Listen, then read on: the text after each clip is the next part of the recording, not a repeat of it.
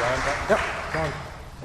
Well, it's a pleasure to be here. I want to thank the BI people for allowing me to help give this educational seminar this afternoon. That's not my slide. Let's see. Oh, you want slides too?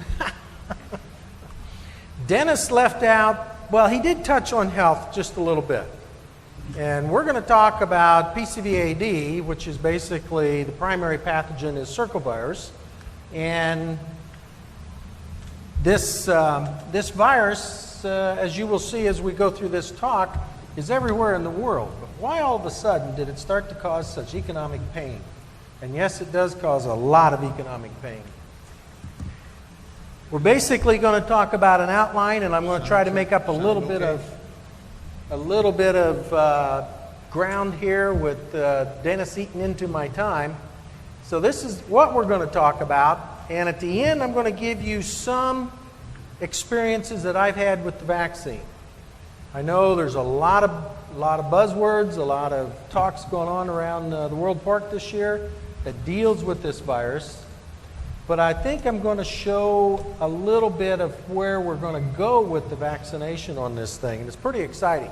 Never before as a veterinarian have I really looked at this. This all started with PMWS, post-weaning multisystemic wasting disease, back in 91, basically 94. Now, we don't call it that anymore because we're looking at more than just circovirus. Circovirus is the primary pathogen in this syndrome, but it's not the only thing. So what we have elected to call this is porcine circovirus associated disease. Committee meeting this morning, talks that are going on this afternoon are starting to look at other viruses we never really looked at before. We don't know how they play anymore, but co-infections are our #1 health issue on most of your farms, and it's basically our biggest headache as veterinarians. So let's talk a little bit about PCV2. Where is it? What is it causing? Well, it is still causing us problems because even in 2006, the number of cases that veterinarians sent in to Iowa State is still climbing. And as you can see, we started having some diagnostics results come back in the late 90s. Most of those, for me, dealt with PRRS. And I'm going to come back around to PRRS because that still is the #1 co-infection that we have to deal with here. But if we want to look at a map on this thing, first it broke out in North America, and then it moved to Europe.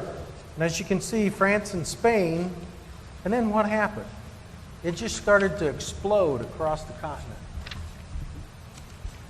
And they even found it in places where there was almost no connection with the outside common, like a neighbor or whatever. So as the veterinary side is looking at this and research, we're wondering, how did this virus spread all over so quickly? That's an answer on epidemiology that we really don't know yet. If we jump back to North America, as I stated, there was a finding in 91. Very astute pathologists found a case in 96. And then it just started to explode across North America as well. We all heard about the Quebec and Ontario problems in 04, but we were having problems as well in 04. But it really did not hit the United States until 05. And then it's just about anywhere there's pigs being raised, there's circovirus. Now, most of you have heard your veterinarian say, well, there's circovirus everywhere. And there is, and there has been. Circovirus type 2, the type that causes the pathology, that causes most of the pathology, we think has been around since the late 60s. So again, why has this thing changed? Why is this suddenly causing a major problem all over? But part of it is due to the co-infections that are here that makes it worse. And that's really where a lot of our research is looking at. We're going to come up with viruses that we haven't talked about in the past. The more we look, the more we're going to find. So the question is, what can we do in the meantime, number one? Two, what do they mean in the long term? So that's kind of where we're going with this, and another reason why it's called PCVAD. So basically, circovirus type 2 by itself still causes you problems. And I'll show some data on that in a minute. But if you put it with a PRRS virus or a mycoplasma or an influenza, you're going to have even more severity, more clinical problems. Death losses in the 30-40% range. And yes, that does happen. A year ago, we had to spend time as an industry understanding the syndrome. If this virus has been here for such a long time, how do we know that it's part of the problem? So what came out of that is a case definition, basically for this syndrome. And we used CDC's standard case definition to come up with this. And it's very, very similar to what the Europeans have found and have used as well. So you have your individual animal, you have lesions, you've got antigen or the virus there, and then you look at the herd situation as well. And for us, we wanted to keep it simple. So the difference between our case definition and Europe's is basically the increase in mortality that you might experience. And we didn't want to use a big formula, so we just said doubling of the mortality. And as I look at that from an economic standpoint, if you want a rule of thumb to take home, 1 or 2% increase in your mortality is going to be somewhere between $1.50 and $2 a pig market. So that's easy to figure if you're keeping any mortality records. I use this particular picture because on some of these pigs, the kidneys are tremendously enlarged. And that's why those pigs don't grow well. In some cases, they actually die. I haven't seen a kidney like this for many, many years. The last time was a lepto problem in a herd, but it was even different than this. You get this kind of pale colors as well. So the case definition is what gives us the advantage or gives us the opportunity to share between veterinarians. Hey, I'm having this kind of problem. Are you seeing the same thing? And so that's how we really started to lay the foundation of where we could go with this.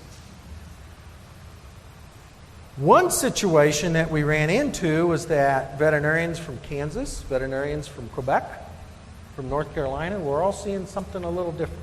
Sure, the increase in mortality was there, but in some cases this pig or this herd was doing this thing, and gosh, I haven't seen that. And I've been dealing with this for many years. So we started to understand that multi-organs, multi-systems in these pigs are being affected a little bit differently. And that's where it starts to give us the change in the variation in the clinical signs that we see it. And then immediately after that, as we started to do our diagnostics, we started to see that there was a lot of different pathogens that were active. Sometimes we didn't see those. We didn't observe the amount of salmonella that was being found on the diagnostic test. Because suddenly we started to do diagnostics, well, not suddenly, but we started to look at this thing a little differently. Meaning that we would go into the time period or the age brackets that was showing us the clinical problems. Then we would move down in age to a younger pig, start to necropsy those pigs as well, and we necropsied more than one pig.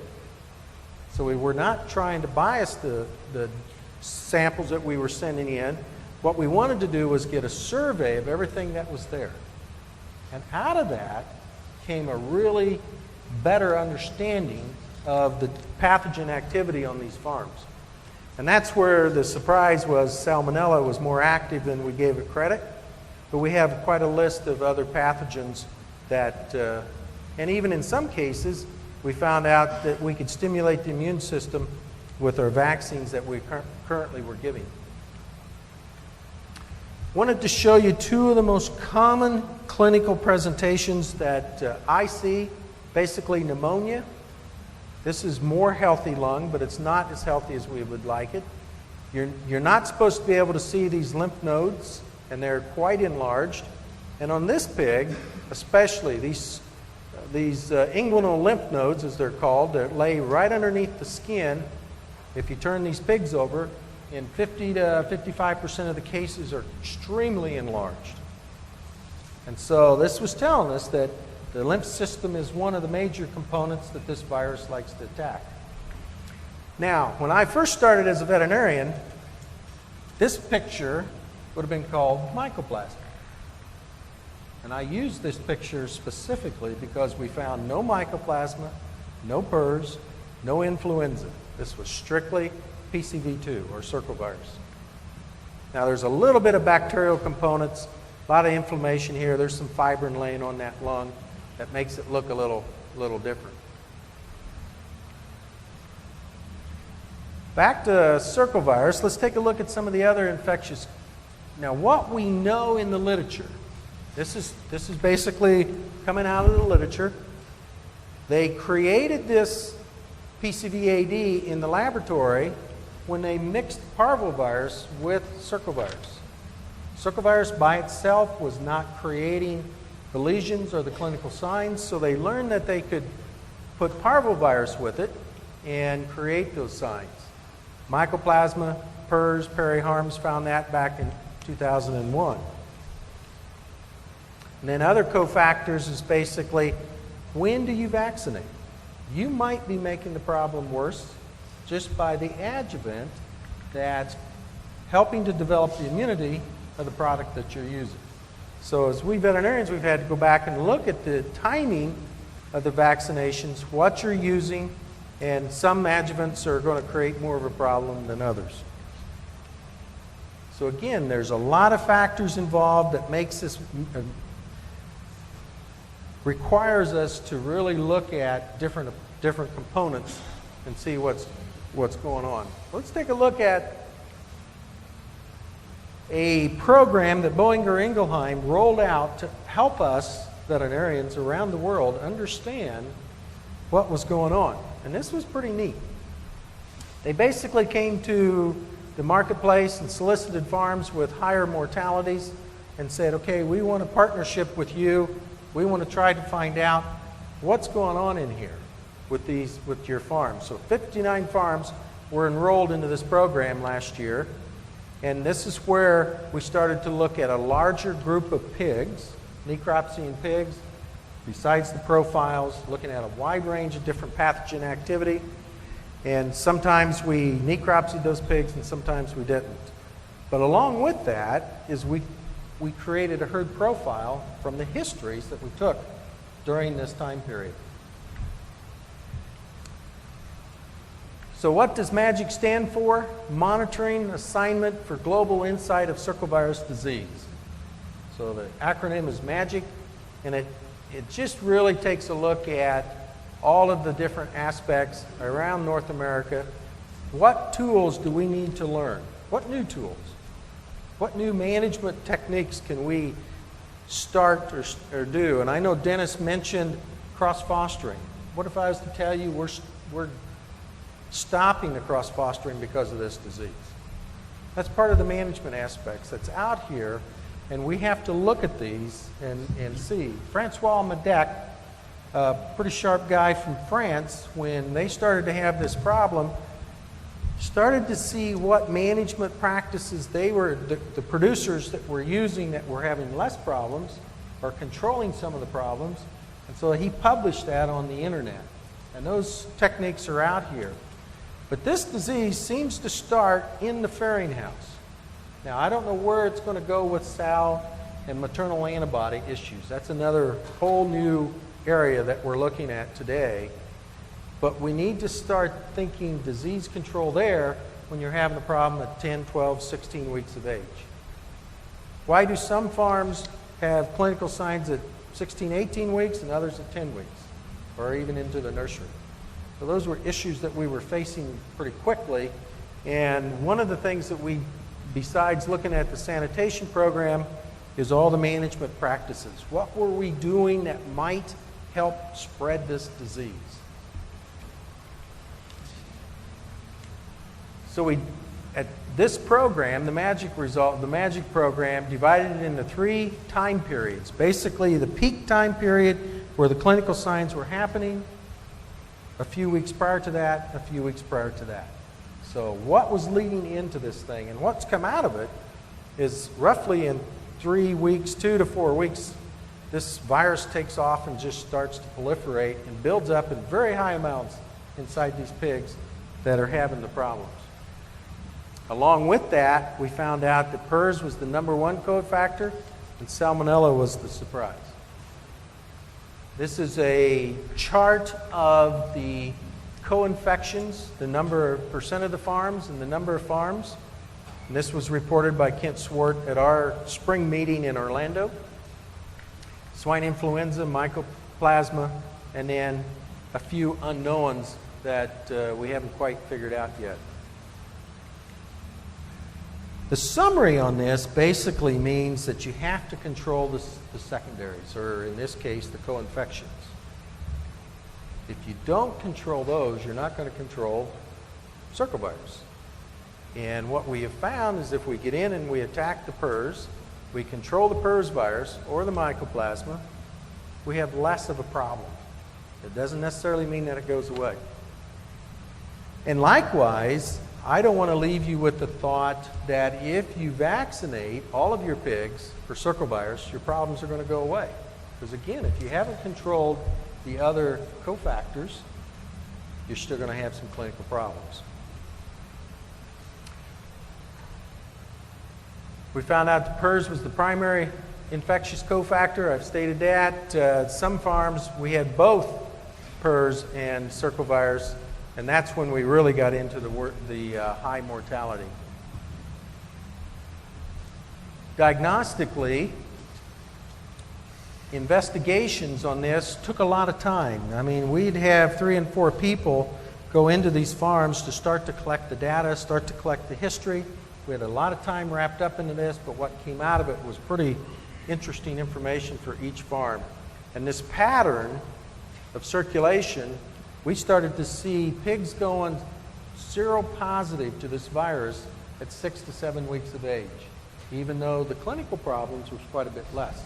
In other words, if I would go in and profile your nursery, grower pigs, finisher pigs, 10% of the pigs would be already viremic very early, 3 weeks, 4 weeks after weaning. But it wasn't until about 9 to 10, 12 weeks of age that we got into the 90 and 100% viremia. Now, another question that we have is, what is viremia? Basically, that's virus in the serum. It's a very easy test for us to do today, but these pigs are viremic for weeks.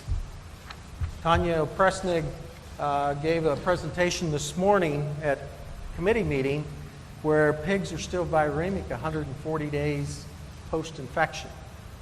So there's a lot that we don't know yet about this virus, but that we're still looking, and that's the challenge.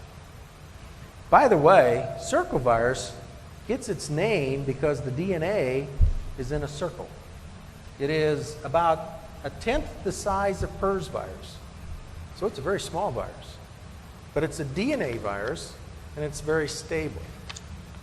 Where PRRS virus is an RNA virus, and it is not a very stable virus. What I would like to do next is just to review what's already in the literature with PRRS and PRRS vaccine. So what do we know? Typically, we know that it makes the clinical signs quite a bit worse, and it really causes us a lot of confusion in understanding what's going on. Tanya Presnig, Pat Halber right here at Iowa State, Michael Roof have clearly demonstrated that the modified live vaccines that we use today continue to work. They're not 100%, but it's the best tool that we have. And the important part is to get the timing right if you're going to use it. In other words, when does protective immunity occur? It takes at least 3 to 4 weeks after you vaccinate. So if your pigs get exposed to field virus before protective immunity sets in, you're going to think your vaccine is not working very well.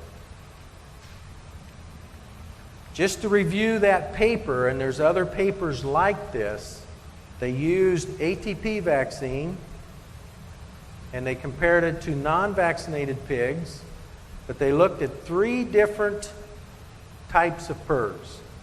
Now, the most recent PRRS that's caused us recent in the last 2 or 3 years, that's caused us the most problems is a 184 virus. That's a cut pattern. That's just a way that we identify these viruses and can talk about them.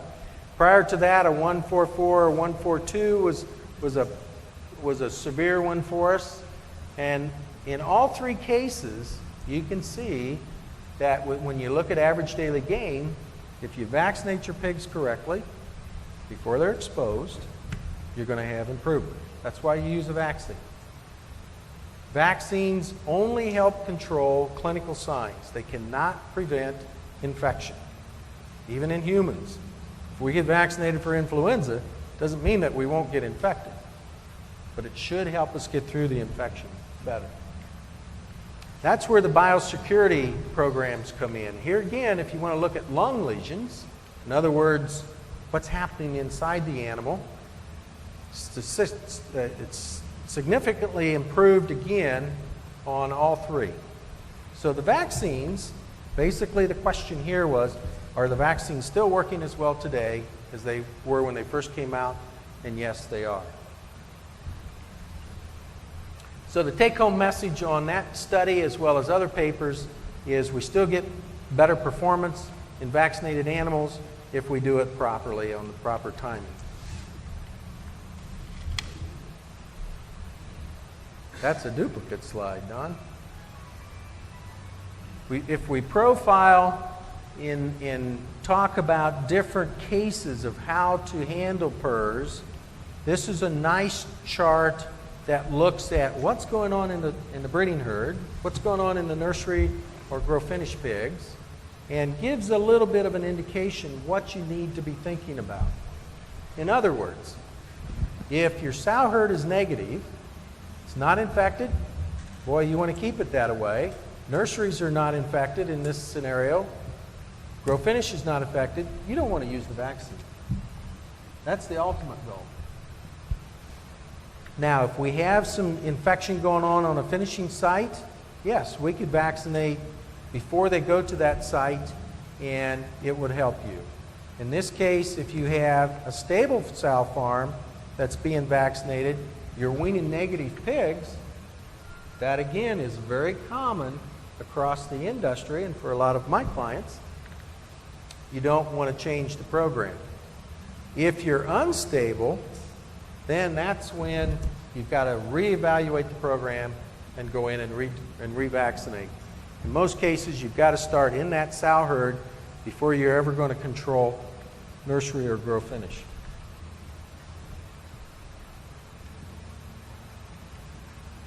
What can you do management-wise? I mentioned this earlier, and there's a lot of things in the literature, and the National Pork Board has a pamphlet that also categorizes a lot of this same information.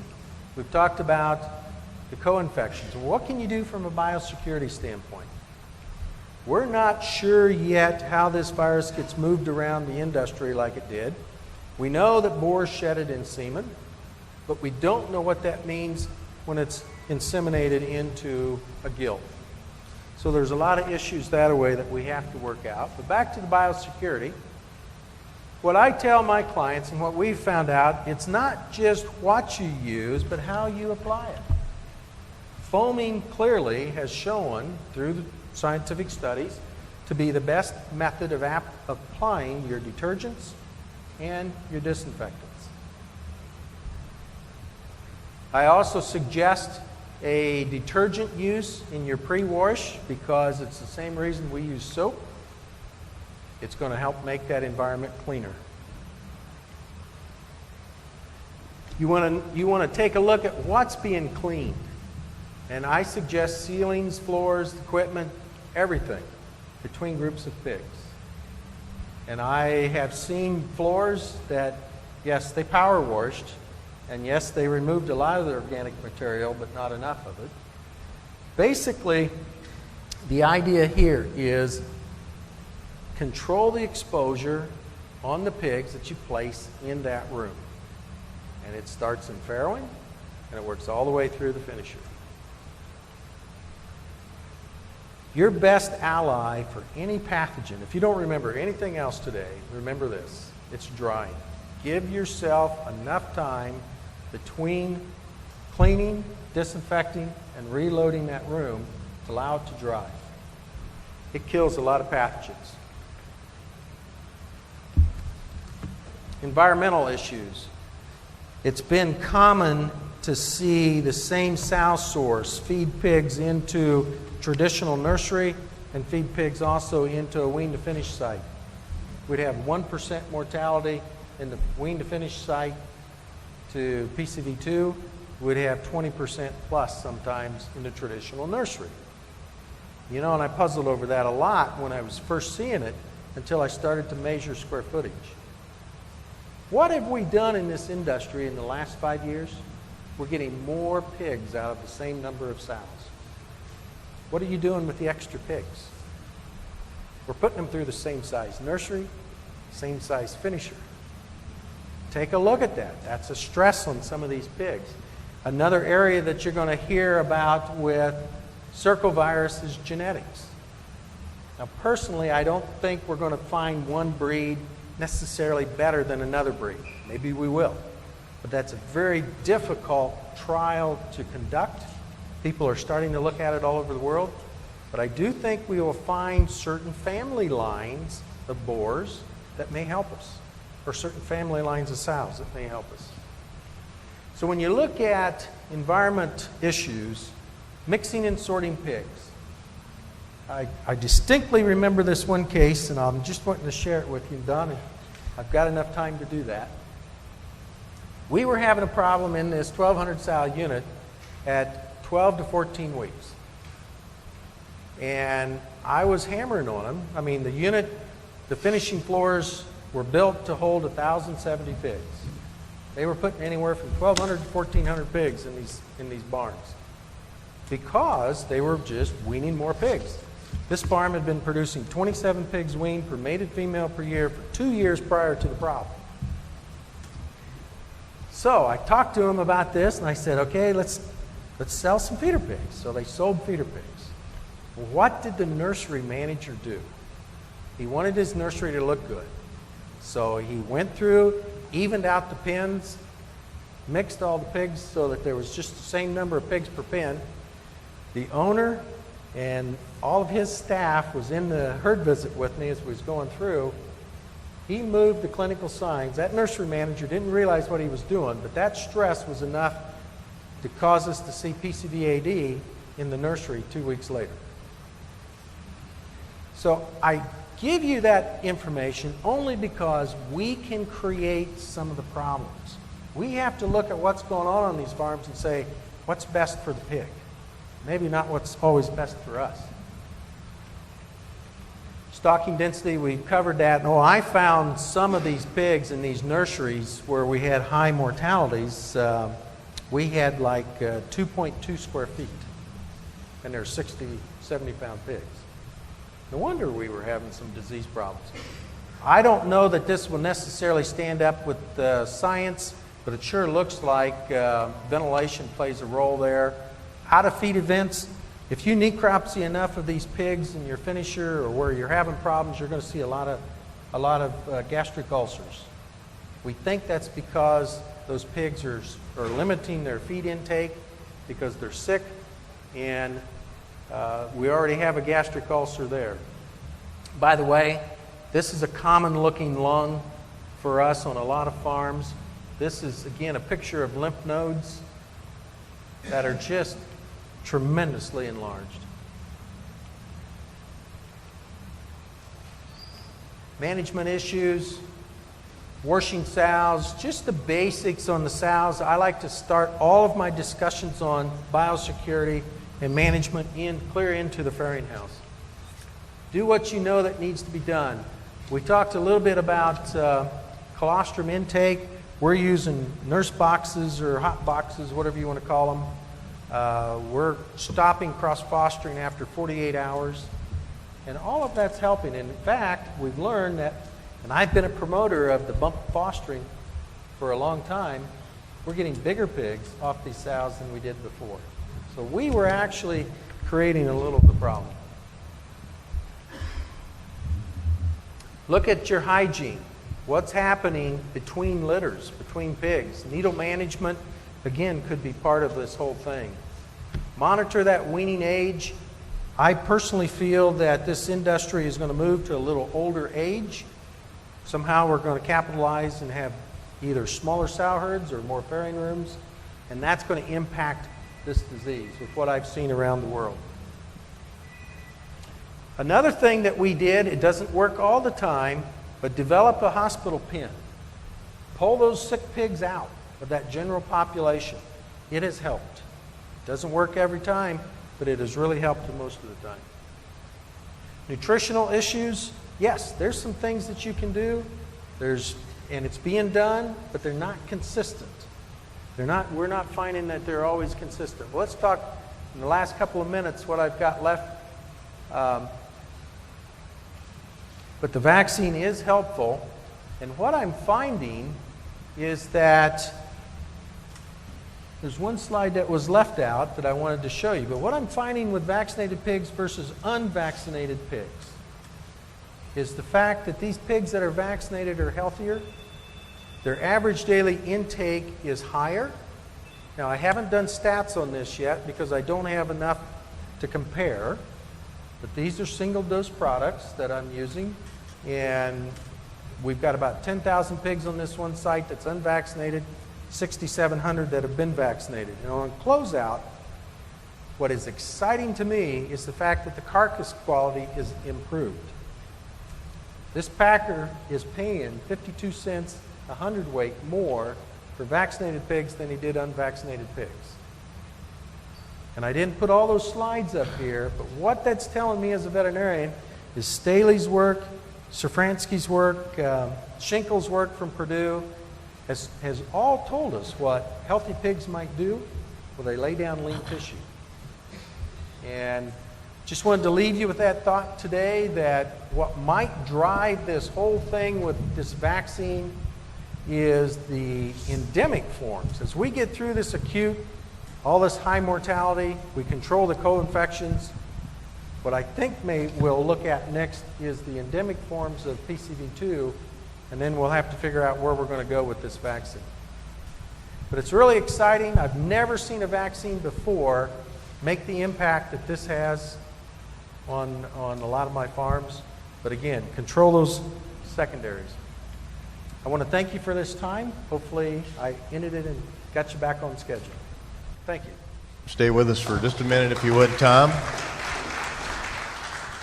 Before I open it up for questions, if any of you that came in late have filled out your registration cards, please give them to Leanne here in the green shirt. We'll have another drawing there, Leanne, for some more Cabela's gift certificates. Any questions for Dr. Gillespie? I've got one for you, Tom. Back when you were talking about the importance of controlling PRRS and PRRS vaccination, you mentioned the importance of vaccination timing and the need to vaccinate pigs for PRRS at least 4 weeks prior to when they get exposed to the infection.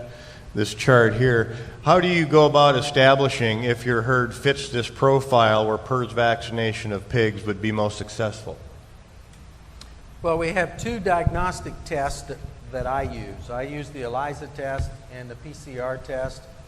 And in this case, we've got a nursery that's negative, but we have grow-finished pigs that are positive. Well, you're going to find that PRRS virus using the PCR test in your profiling.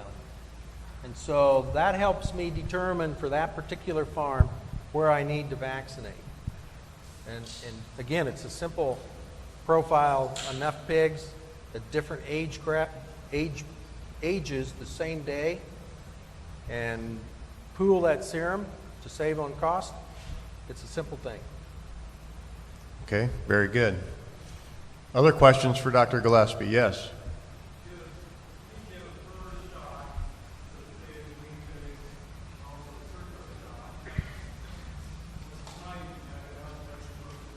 Oh, it's an excellent question. Repeat the question. The question is, at weaning, if I understood it right, we're given a PRRS shot and a circle vaccination, circumflex, and you're asking about actually two things. Timing is one. Can you give both vaccines at the same time? That's an easy answer. Yes, you can give both vaccines at the same time. And I think you're going to find some vaccines, especially with BI, we're going to have some mycoplasma that we can mix in and things like that with the circovirus. Timing comes back to when the field virus is active. Now, I personally like to vaccinate as old a pig as I can with PRRS. If that's weaning, fine. If it's 5 weeks, 6 weeks, whatever that age may be, but that's determined by where infection is occurring. And that's what drives some of our management technologies with PRRS vaccine. If I don't have a stable sow herd, then it's going to be more difficult for me to vaccinate at weaning. So I've got to stabilize that sow herd. I have to be able to wean negative pigs if I want to get the kind of response that I want. So it's like with many other conditions, vaccinating a pig for a disease with which they're already infected, you're behind the curve. You're behind the curve. Other questions for Dr. Gillespie? Yes.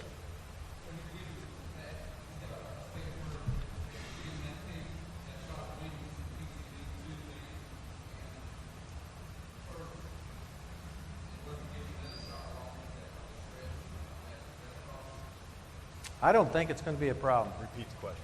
The question is a little bit of an extension of the question over here. We now have PRRS, circovirus, and another vaccine, strep or whatever. And so far, that has not been a problem.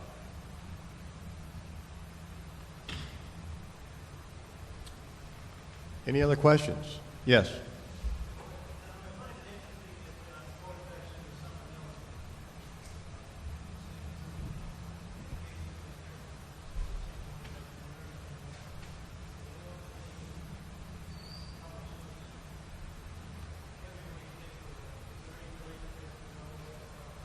Well, there is a little bit of a relationship. One of the question that Bob is asking is this co-infection of salmonella. And one, we don't see as much Salmonella cholerae today as we see Salmonella typhimurium. And I don't know why. We used to see a lot of cholerae, but it has changed. And so typhimurium will live in the intestinal tract of a lot of pigs. We don't have a problem with it until it goes systemic. But circovirus, one of the first cells that circovirus will replicate in is the cell that lines the intestinal tract. So there may be a correlation. I don't know. That's an astute observation that Salmonella was the second most common co-infection found. It surprised us too. And PRRS is by far the most common co-infection. Thank you, Tom. You're welcome.